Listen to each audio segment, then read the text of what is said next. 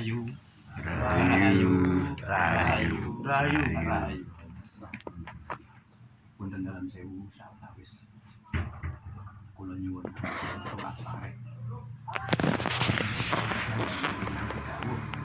Kepareng gancaraken malimah ingkang sampun sumadyo wonten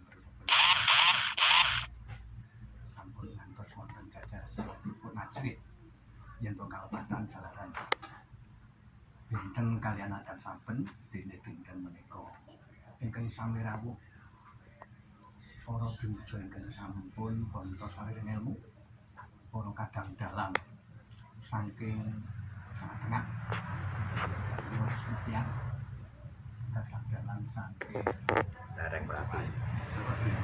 Jombang Jawa Timur Mojokerto dalah kula kemudian kula sedayanipun boten saged kula matur asmandika setunggal setunggal muga sareng-sareng kula dalan panjenengan aturaken atur syukur mriki dumateng dhateng panjenenganipun Rama ingkang sampun paring pangestu mriki dhateng para putra kadang saking Surabaya, Jakarta, saking pundi kemawon ingkang dilaksana menika sampun kepareng marak nate antara dhateng dalem Rama Siwa niki lujeng kalis ing pambenan. Kecematan kula nampi dawuh nampi rawuhipun Mas Gunawan kalian Pak Bambang Mbah para perangkat desa Terejo rawuh dhateng Pangandalam sampun suwun nglarapaken walimah ingkang sampun sumadyo. Namung badhe kula larapaken sak gato-gato kula lho Pak. Nggih mboten informasi menawi kula menika cubluk sembahyang kaliripun kirang pangertosan lan sanes-sanes. Wonten dalem sewu wontenipun punang paning utawi jeneng abrit petak ingkang dipun memulai ingkang dipun suwun berkahipun menika petang saking bobolan biyung. Mila tiyang sepuh kekalih dipun wilujengi dipun suwuni berkah. Wiwit dalu menika ngantos sampun kadang putra kaparingan rahayu anggenipun sami ngadhep dhateng panjenenganipun Rama. Wontenipun jeneng abrit petak sabagian menika memulai dhateng para arwah.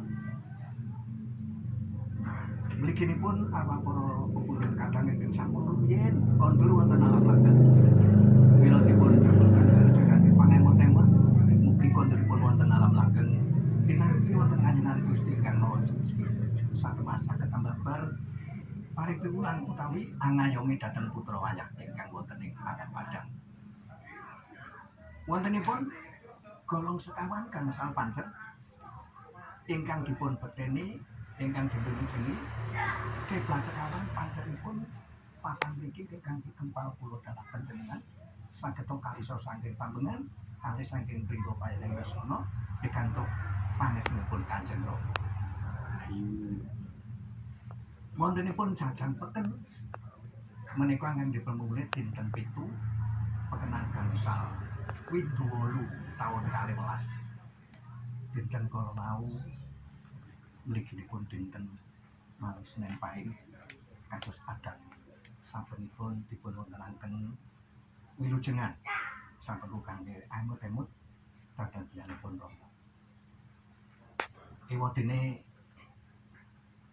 ambeng-ambeng sabagan malih menika wonten anu Pak. Wonten hasil bumi menika saking kedamel asal pola kesampal, pola kesantung, pola kemanten. Sampun dipun emas menika kabundhet sari-sarinipun. Ewadene wontenipun tumpeng suci ulam sari ingkang dipun aturaken Allah kangge pangemot-emot kabundhet sari-sarinipun. Wontenipun megono Mas, Pak. Megono menika kadamel saking berbagai bumbu bahan bumbu lengkuas lajeng jahe godhong salam godhong pandan tewel mboten gori tewel kacang lanjar lajeng klapa dipun parut gula Jawa lombok uyah lan sanes-sanesipun bumbu-bumbu kasebat dipun tumbuk dipun dadosaken setunggal lajeng dipun kukus sasampunipun kukus lajeng dipun entas dipun damel buncet menika namung gambaraken Pak raos kula panjenengan ingkang sampun kempal manunggal dipun wujudaken mekono mergane ana saka panjenengan sami ya ana sing rasane kaya iki sampun kempal wonten mriki kados mekaten senajan panemu pirang-pirang yen dipun dadi nangka ibaratipun sapu Pak sapu sodo menika menawi namung 3-4 meter niku nek dienggo sapu nang mila sapu sodo menika menawi kempal kathah kados kangge nyapu iso semanten ugi megono menika menawi pun perincis tunggal-tunggal pertama dahar sarem lajeng mangke laos njuk jahe nek ijen-ijen mboten enak Pak nek sampun dipun tumbuk dados tunggal dipun krawuh mawi klapa dipun ulet dados tunggal coba kapendet sari rasanipun mila menapa namung kangge gambaraken dipun pendet sari-sari nentara saka rempah-rempahipun dipun salajengipun menika wonten tumpeng kembar kok kembar nggih tumpeng kembar menika setunggal menika tumpeng saben-saben malam Senin kae menika dipunpaken kawilujengan wontenipun tumpeng kangge menedhanipun Rama ingkang tumpeng setunggal menika amiwiti wiwit ndalu menika para kadang-kadang menika sami saeyek saeka praya kagambaraken kados megono tegesipun mulai dalu menika ayo wayang menika mboten namung satu malam menika ning taun ngarepe ya ana taun ngarepe kula taun ngarepe Pak Mukyah taun ngarepe nggih sinten mawon monggo ning kula mboten tahu lho Pak nika namung ibaratipun kula gampangaken kula matur ambeng-ambeng tumpeng lulut menika kadamel saking tumpeng ketan mboten nggih mboten mboten tumpeng wuduk nggih nggih tumpeng wuduk niku ditarik sok menika sing kadamel kelapa kaliyan sarep para kadang mbok pilih namung saged mengangkat nalih kula maturaken ujubing walimat sepisan malih anggen kula mujudaken walimat ingkang sampun semadya lajeng kala wingi wonten penyuwunan kon bancarake sasi sura ngaten nggih Mas Gunawan nggih waduh janipun ngajrih kalih Pak mugi jak Pak Seno ning gandeng sing ditunjuk kula pun matur sak bisa-bisa kula eka sawiji yen to ana tanggal sura to sasi sura kok tanggale nganggo pon menika memanone manuk merak perlayane akeh lindhu akeh gempa bumi nek nganggo pasaran pon yen ana sasi sura tanggale kok nganggo wage memanone manuk gagak perlayane wong padha ngongkani ora bakal panen mergo diserbu putu-putu alangatoga ama menthek ama tikus lan sak panjenengane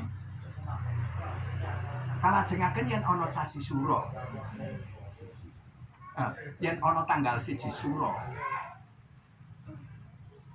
kok nganggo pasaran kliwon menika akeh gunung-gunung kang longsor gunung-gunung padha longsor lemah bekak padas gempal yen ana tanggal 1 sura pasarane nganggo legi menika memanone manuk abak terlayane ana prahara geter pater padha muni iwak-iwak padha mati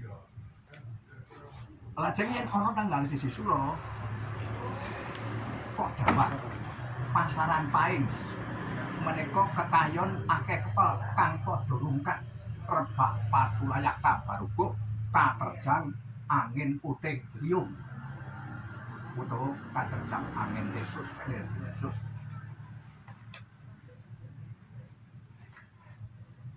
Sami kali niki pun kula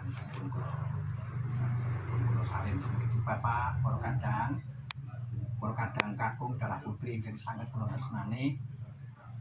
Sepisan malih nggih kula ngenalaken nalika sarta ujubing negara dalah wulan suka namung maklumake dipun ageng monggo mboten wonten namung pangepasen kula ngaten menika. Sepisan malih nggih kula matur kirang sae, kirang trep lan ndadosaken rengkaning penggalih panjenengan sami mligi dhateng para kadang-kadang Putra Rama tinangkung dhateng Mas Kiat, dhateng Pak Seno, dhateng para kadang mliginipun kanca-kanca saking Muntilan, Mas Yoso, Mas Gunawan